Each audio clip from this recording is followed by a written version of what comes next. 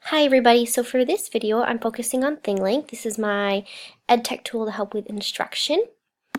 Thinglink is an online program, or it can be used through an app, and it engages students in interactive images and videos.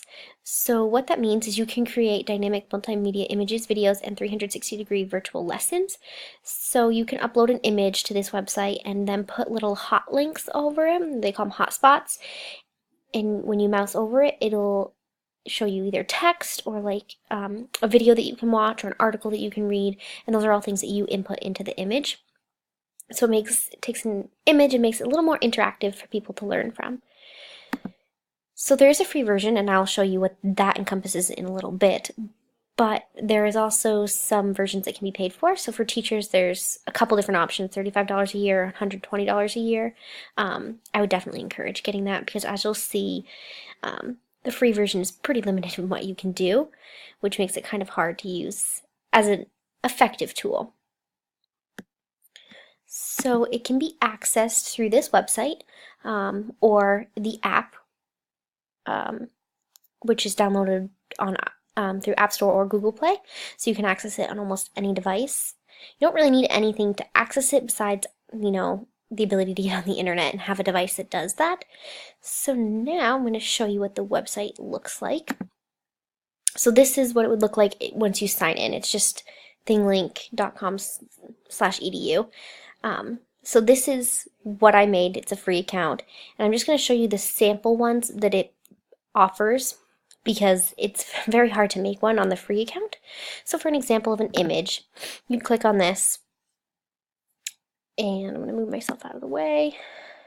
You can mouse over these things, and it comes up with a picture and a did you know fact, and here's a slideshow of images, and this is where you could put a link in for actual tourism. This one's kind of cool because it has this sound, so if you can play that sound, it makes noise. And then it just kind of, these are what they call hotspots, and a video about Bora Bora. So I thought that was pretty cool. The 360 image is a really cool feature that you don't get with the free version, so I can't actually make one of these, but it would be really cool to do like a virtual tour of something and put in the hotspots of things you want to know. So for this one, it's just like a mountainside scene that you can spin around. But if I click on an animal,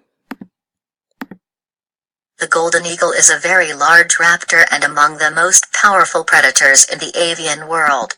It actually can talk to you. You can put text in and it'll read it. So all of these animals have information that comes with it, which is super helpful for your students that need to hear things instead of read them, which is a really cool feature. So now, if we were to make one, which is pretty hard to do, you would just click create. All I can do is make an image because the video and the 360 are pro options. So I'm going to import an image from a URL. And this is my URL, so I'm just going to do a picture of a skeleton. Come over here, and I input that.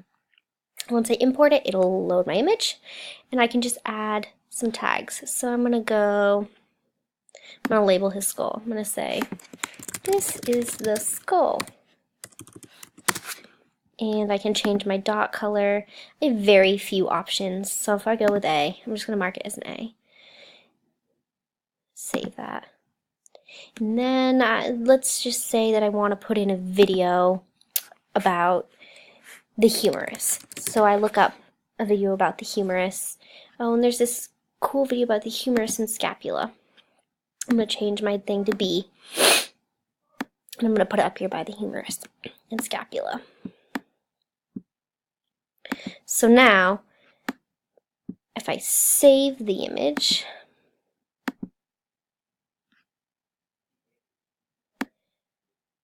I can now share it with my class, and I can mouse over these hot spots, and it tells me what these are. It's a very brief overview of it, but that's what it's meant to do. So for my evaluation of it, I do think it's pretty user-friendly. It was pretty easy to figure out how to use. It just is hard to use the free version because you don't really have access to much. All I can do is add little hotspots to images. But in one of the schools that I did a practicum in a couple years ago, they used it, and the students actually used it and made their own little images and put their hotspots on it. And they were challenged to do 5 hotspots about, it was like a historical landmark. So one group did one on the Taj Mahal, and they had to put 5 hotspots on there. So it can be used by students too. It doesn't have to be just used by the teacher. It can be used as a presentation tool for both students and the teacher. So some of the strengths of this program, I think, is it's a great way to add details to photos, because sometimes we share photos with our class and we're like, oh, look at this, and we point at it, but this really makes it more interactive for the students. And the other thing that's pretty cool, which I can show you, is that you can look up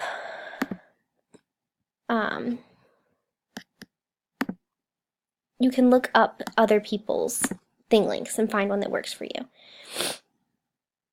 So I can look through all of these, and there's tons of Thinglinks here. I can search them if I know what topic I want it to be on. So cats, that's the example. If I search cats, I'm going to come up with Thinglinks about cats. And I can click on them and use them to create my own lesson. So the biggest weakness to me is the fact that you would have to have the full version. I mean, I played around in the free version and you can't do anything with it, so it's not really worth it to use the free version, unless you're using it really for the most simple features. It's definitely pretty easy to use, but I wouldn't use it in a lower elementary classroom because just the technology aspect of it would be hard.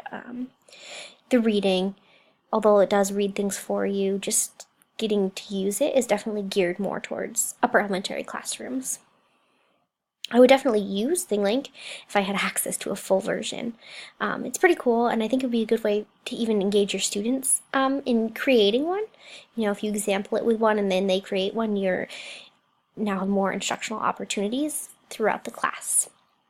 So thank you for watching my video, and I hope you guys liked learning about Thinglink. I certainly did. It's a pretty cool tech feature. Thank you.